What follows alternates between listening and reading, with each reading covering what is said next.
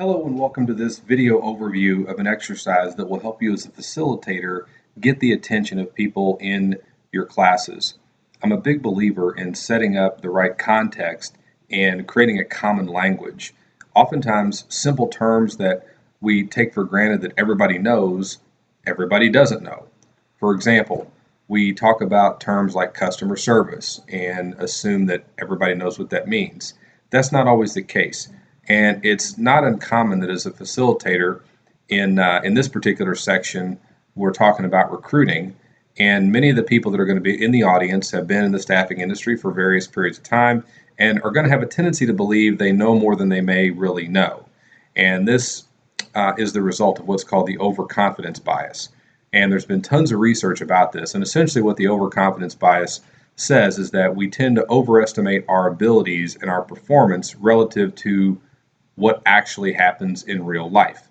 So, for example, I'm going to think that I am better at whatever particular skill that you're asking me about than my performance probably dictates. The second part of the overconfidence bias is that I'm going to have a tendency to rate myself higher than my peers based on nothing more than just the fact that that's what I think and that's what I say, not based on reality. And the third piece of the overconfidence bias is that I'm going to be very certain that those assessments about myself are accurate and true. And we're all influenced by this bias to some degree or another. And so when you get a group of people that come to a training class that are busy, they've got a lot going on, they have other things on their mind, they come into the class, they might be running late, they're just getting off of a conference call, they're thinking about their emails, their mind is not fully present to what you're about to cover. So this activity I'm going to show you how to lead people through, which you have directions in your facilitator guide about, is going to help you capture their attention, because it's going to help demonstrate that there may be things they don't know that they need to know, and you're the person that's going to be able to help them do that. And so the activity involves getting definitions around whatever the terms are that are in your presentation. Now, you're not going to get 8 or 10 or 15 different definitions. You're really only going to have to pick 1 or 2 or 3 words or phrases and have people write their definitions down. So, for example, if we use the term customer service, and I had a group of 10 participants in a class, I would have all the participants on a piece of paper write down a word or a couple of words that describe customer service in their mind. When I say the word customer service, what does that mean to you in 1 or 2 or 3 words? Something very, very short. And then I'll give them 30 seconds to write that down. And then I'll lead the next section in one of 2 ways.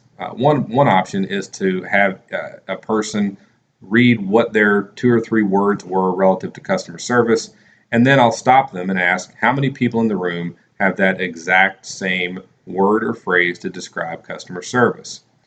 And sometimes a hand will go up, and they'll say, well, I had a similar answer. And the key part of this exercise is that the answers need to match exactly word for word. And so, for example, if someone were to say to them customer service means responding to questions, and another person says customer service is answering all of the customer's questions, those are 2 different answers. They're not exactly the same thing. There's different words that are being used to describe what may seem like similar concepts, but they're a little bit different. You can do this for 1 word like customer service, or you might have several words. And the other way that I'll lead this with the participants is after they write their definitions, I'll have them hand the paper to the person to their left, and then that person will read their definition. So they're reading each other's definitions. Either way is really fine. And participants will tend to get a little bit frustrated because they think, well, it's just semantics. To say that customer service is answering someone's questions versus to completely resolve all the customer's issues, those are essentially the same thing, but not really. The point is that we use different language and we experience these different concepts and ideas and experiences in a different way. And this sets the stage that we got to realize that if we've got a group of people that are in an office and they're responsible for recruiting, and everybody has their own definition of recruiting, that's going to have an impact on how successful that location is at recruiting people. For some people, recruiting might relate to the activities that you do to bring candidates in the door. For other people, recruiting might be how do you approach potential candidates to get them to come to the office or to fill out an online application. For other people, recruiting might think it's more about how do we position and present candidates to customers. Well, those are vastly different aspects of recruiting.